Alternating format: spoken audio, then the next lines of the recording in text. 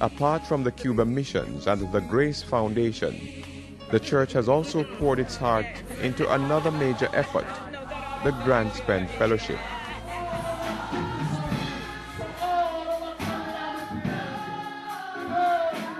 That's right, Grand Spend, the well-known tough inner-city community right in the middle of several affluent areas.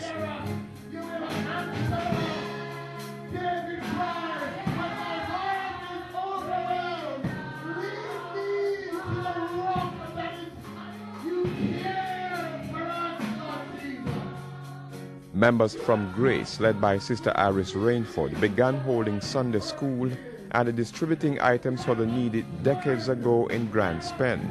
Then, in 2003, the church got the opportunity to use what was intended to be a daycare center at 13 Grand Spend Avenue.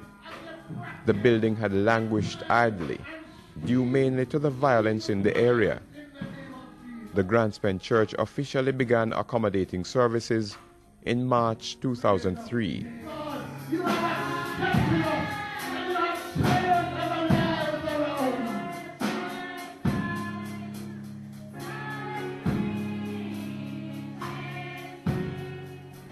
Teddy Jones is assistant pastor of Grace Missionary and pastor of the Grand Spend Fellowship.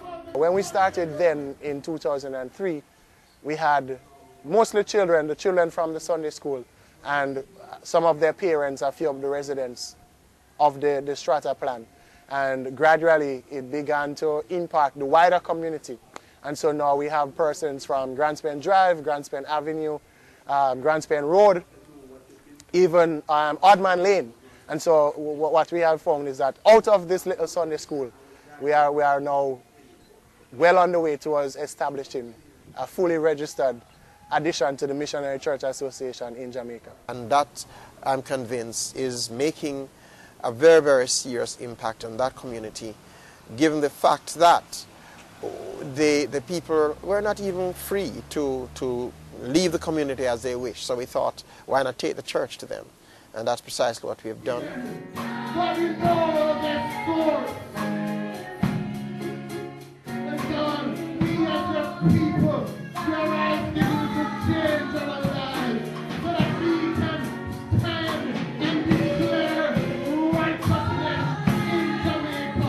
When we assumed the role of shepherd, Pastor Jones lived in one of the affluent communities nearby, but he was still a virtual stranger within Grand Spend.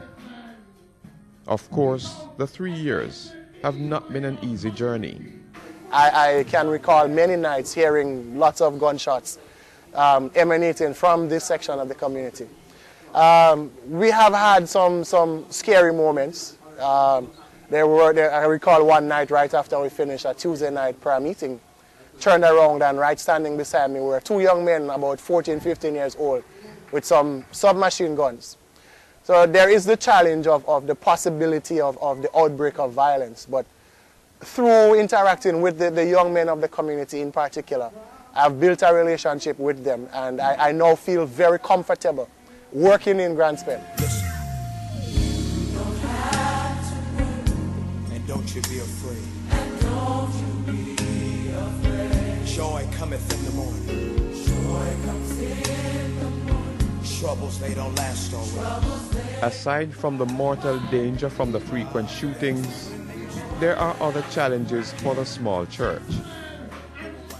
Pastor Jones identifies some as the high level of unemployment and what he calls the ghetto mentality, the mindset within residents that they can't achieve much because of where they are from. The church was attacking the community, respect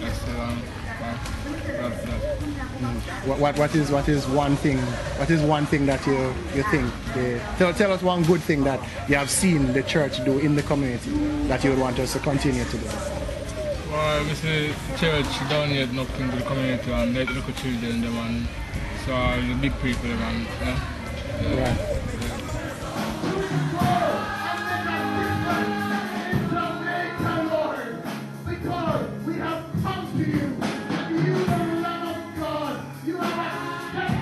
He He says once they are motivated beyond that crippling attitude, it's easier to help them.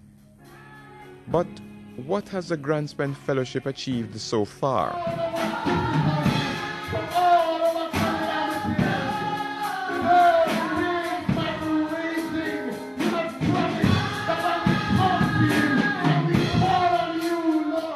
Within the 3 years, 34 persons have accepted Christ and been baptized in the church, the majority of them from Grand Spend.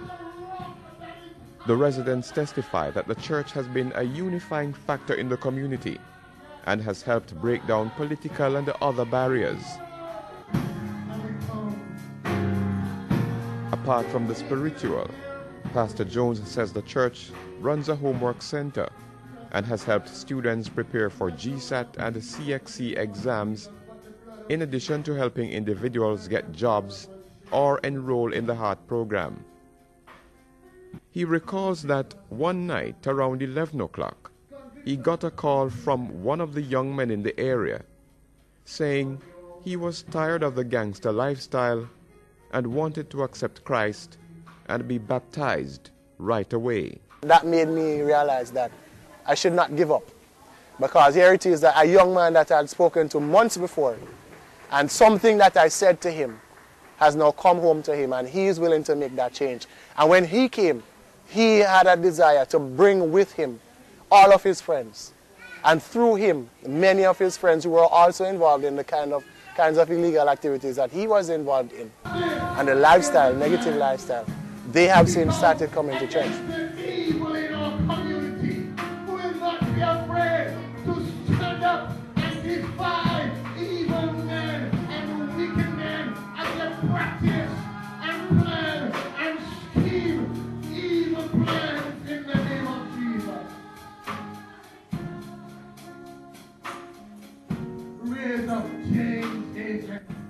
For the future, Pastor Jones wants to see the fellowship expand into a full-fledged community center, offering skills training, trauma counseling, and character education in conjunction with the Jamaica Theological Seminary.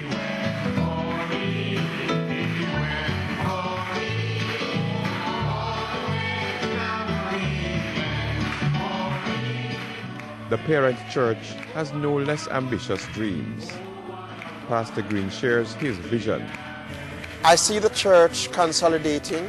I see the congregation enlarging. I see our ministries expanding. In the next 5 years, I hope we will at least be able to register at least 1,000 members.